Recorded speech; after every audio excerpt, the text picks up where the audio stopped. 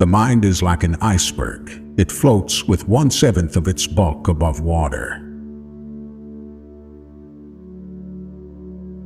Unexpressed emotions will never die. They are buried alive and will come forth later in uglier ways. Where ID was, there ego shall be. Most people do not really want freedom because freedom involves responsibility, and most people are frightened of responsibility. The voice of the intellect is a soft one, but it does not rest until it has gained a hearing. The first human who hurled an insult instead of a stone was the founder of civilization. One day, in retrospect, the years of struggle will strike you as the most beautiful. The mind is its own place and in itself can make a heaven of hell, a hell of heaven. The madman is a dreamer awake.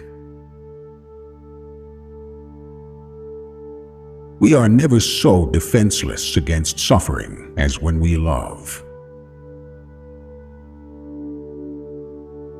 The goal of all life is death. Religion is an illusion, and it derives its strength from the fact that it falls in with our instinctual desires. The only thing that is constant is change. Anxiety is the price we pay for civilization.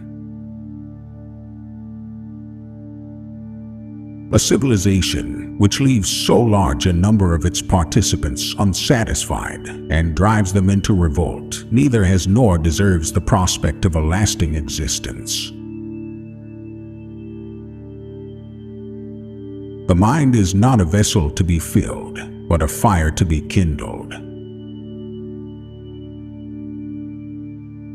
What we call happiness in the strictest sense comes from the preferably sudden satisfaction of needs, which have been dammed up to a high degree. The ego is not master in its own house. Neurosis is the inability to tolerate ambiguity. The mind is wonderful and strange, but the heart is even more so. Out of your vulnerabilities will come your strength.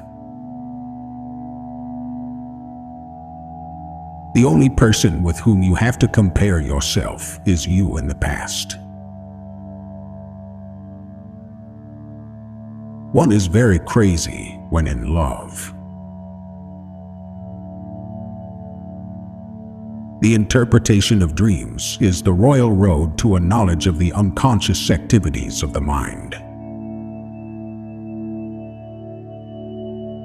The intention that man should be happy is not in the plan of creation.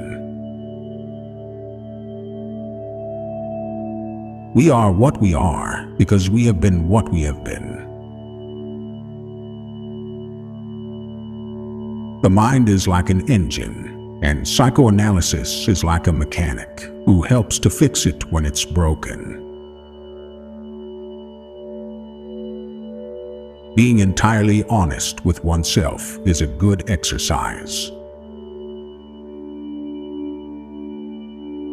The unconscious is the true psychical reality. In its innermost nature, it is as much unknown to us as the reality of the external world.